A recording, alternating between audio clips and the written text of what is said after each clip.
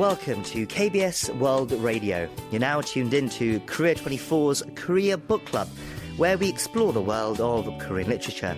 This is our weekend replay edition, playing back our book segment from Wednesday's show. We hope you enjoy it. I'm your host, Kwon Jang-woo. And joining me now in the studio is our literary critic, Barry Welsh. Barry, hello. It's great to see you. Yes, hi. It's great to see you again. Okay, so what book are you introducing us to today? So this week we're reviewing a short story called The Wounded by Yi Cheong-jun and translated by Jennifer M. Lee. The Korean title is Byungshin-kwa Mochori, and he was born in 1939 and he debuted in 1965. He was a very prolific writer. He wrote 13 novels and over 100 short stories. He's generally considered one of the most prominent writers of the 419 generation, and this refers to people who were high school or university students in April 1960, during which month there were extensive student-led protests against the Syngman Rhee administration. And these protests were called the April Revolution and eventually caused Rhee to resign on April 26th. However, the hopes of the protesters for the country's future were very quickly dashed when a military coup in 1961 began decades of repressive and authoritarian rule under the Park Chung-hee presidency. And many of these stories reflect a sense of disillusionment with the nature of life in Korea around this time. And The Wounded is an excellent example of his writing from that period. It was originally published in 1966 and it's been published in English translation twice, first in 2002 and then again in 2012. And it tells the story of two brothers living in the aftermath of the Korean War. And it's very much a story about the physical and psychological trauma experienced after the country's division. It's a story about violence and death, liberty and oppression, nihilism and will. The Wounded is an evocative story that explores complex themes and ideas and is very much still an important story today. Right, so it sounds like you would give a very interesting insight to the times that it was written. So 1960s Korea, as you said, after the Korean War and under the Park Chung-hee reign. So what is the story about then? How does Yi bring this era to life? Right, so Yi sets up a lot of strands quickly and economically at the beginning of the story. We have two brothers. The older brother is a surgeon who is very committed to his work. He's committed to doing his best for the patients who come to his surgery. And as the story begins, through no fault of his own, a young girl dies on his operating table. So the older brother, neither of the brothers are named in the story. So the older brother sinks into depression and he starts abusing alcohol. And there's something about this episode with the young girl dying that prompts him to start writing a novel about his experiences as a soldier during the Korean War. So he's not a writer. He's never written a novel before, but this inspires him to take up the pen. Meanwhile, his younger brother is an artist and tutor. He tutors other art students, and he observes his brother's pain and depression about this incident.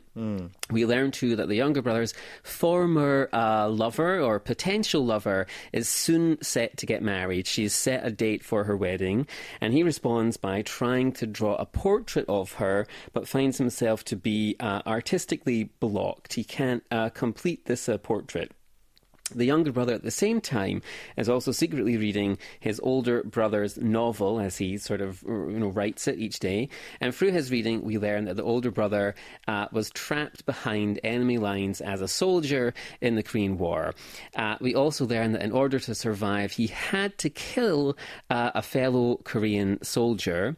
But just as the younger brother is struggling to finish his painting, the older brother is struggling to finish his novel. He just can't seem to write this final pivotal episode.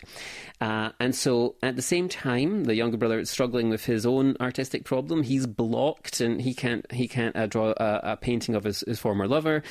Why are they both blocked like this? What is it that they can't see? And these two artistic endeavours are somehow connected and reveal something about the psychological state of the two brothers.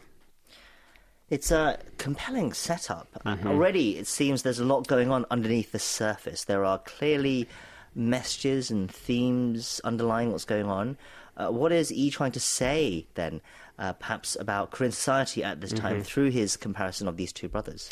Okay, right, yeah. So, like you said, this is really about what's happening in society at the time. So this is a story about the existential problems faced by those living in the aftermath of the Korean War and then the division of the country.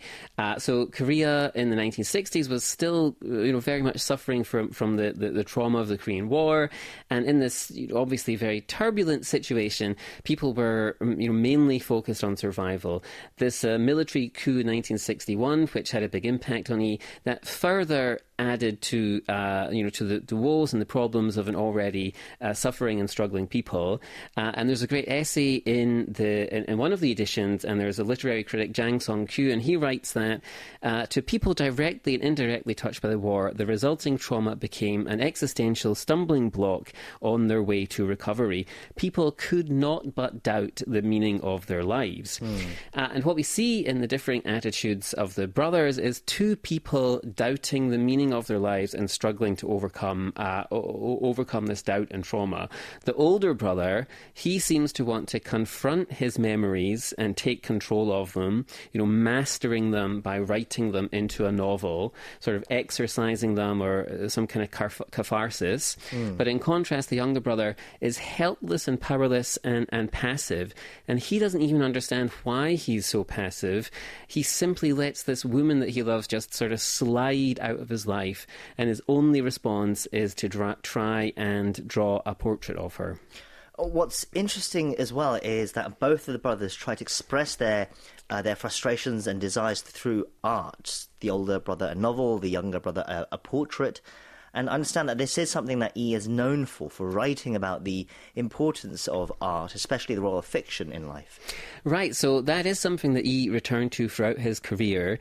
He famously wrote about the lives of pansori singers in his novel Sopyeonjae, and The Wounded also highlights the central role of art and literature in our lives. The older brother is using literature as a way to work through his feelings of anger, guilt and shame, and so on.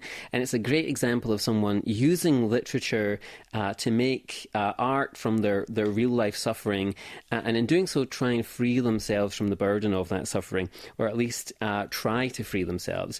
Whereas with the younger brother, we see he has no real sense of himself, so he has a struggle to produce art, and how difficult that is when you don't know who you are.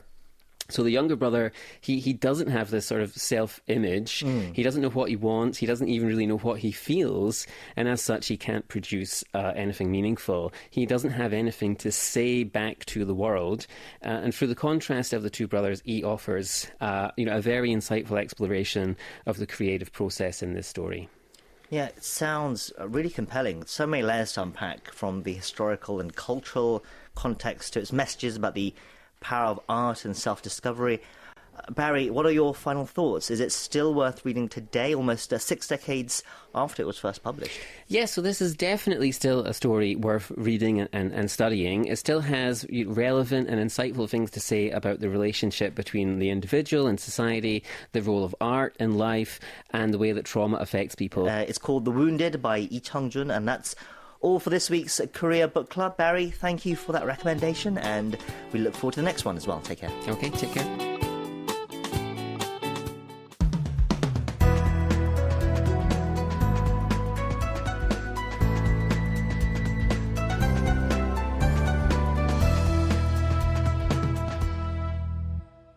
KBS World Radio.